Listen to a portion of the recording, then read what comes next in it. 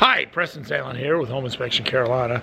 I wanted to get up on the roof, but it's pretty steep. I'll show you up there. But I've got a little bit of moss and stuff going on there that I've got to work on. But today, I wanted to talk a little bit about hail damage. We'll go back here and look at the roof on this side. No, I'm in shadow there. This should be the way. I'm trying to get in the best light. So let's talk about roofs and hail damage. Hail damage, there's lots of little patterns. I'm trying to figure out the best light here. That's shadow, there we go. So on the roof, do you have hail damage? What do you look for? Well, there'll be little pings on the roof. Again, I really wanted to get up on the roof up there, but it's pretty steep and I don't have all my equipment with me today. But I did do a podcast today about hail damage, and there's obviously signs on the roof, little pings and little divots where it takes out the granulars. And if you find a lot of granulars in your gutter, and especially if your roof's not that old, that could be a telltale sign. But one of the biggest telltale signs are gutters and downspouts. And anywhere where you have metal, that metal is usually a light gauge metal. So if you see a lot of dents, little dents and pings in that metal, that's a real telltale sign that you may have had hail damage.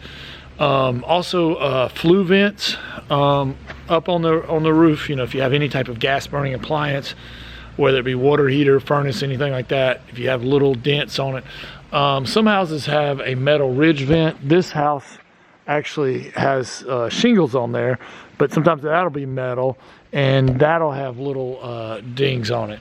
Also look for loose, torn shingles. A lot of times hail damage is accompanied with really high winds.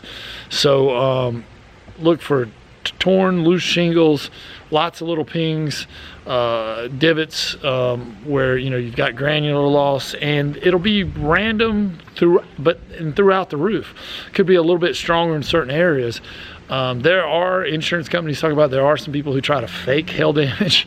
They'll do like screwdrivers and stuff like that, but it's not uniform throughout the roof, and it's not uniform on any type of light gauge metal, like the gutters, downspouts, flue vents, your mailbox too. If there's been a hailstorm, there's a mailbox.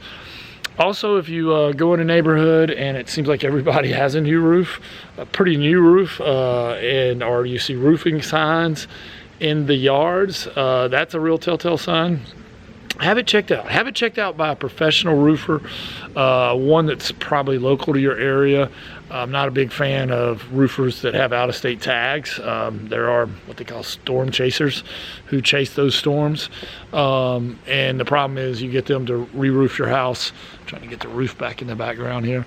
If you had a problem or a leak or flashing issue or something, if they're from out of state, you might have a little problem, getting that fixed or whatever. It's good to go with a local roofer that's locally, check the reviews, has a really good reputation, that sort of thing. So in recap, what do you do if you think you have, or what would cause you to think that you might have hail damage? Obviously, if they've called for a hailstorm, anybody in the neighborhood has had hail damage, cars, anything like that, mailboxes, really bad storm.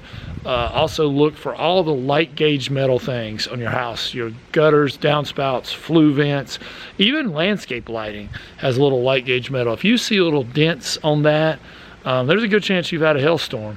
And what you would see on the shingle is little pings, little divots in the shingles where granular loss, random patterns and from random angles, because usually it's accompanied by high wind.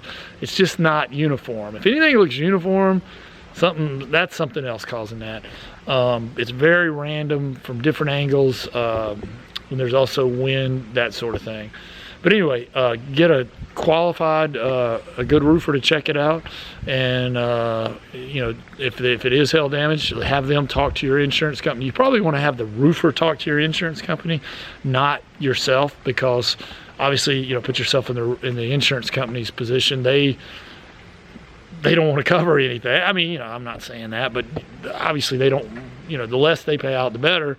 and the roofer can probably explain it, and you know, the insurance person I would just get your roofer, talk with your roofer, and have the roofer meet the insurance person out there, but get a good quality local roofer to check out your roof. It's been Preston Sandlin with Home Inspection Carolina.